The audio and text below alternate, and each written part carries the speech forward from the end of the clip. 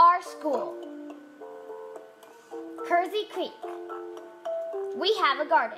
This video could be a local school's key to a $10,000 prize in a national contest. We have lessons in every class and every grade. That's 23 lessons every month. Kersey Creek Elementary's entry in Scotty's Tissue's Trees Rock contest is one of 12 national finalists.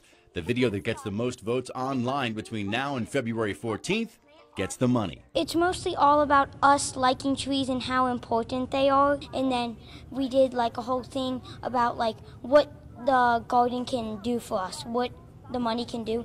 The kids would spend the money on garden tools and infrastructure and improvements. It would be tremendous. Our garden is a wonderful environment for our children to go outside. We call it our outdoor classroom.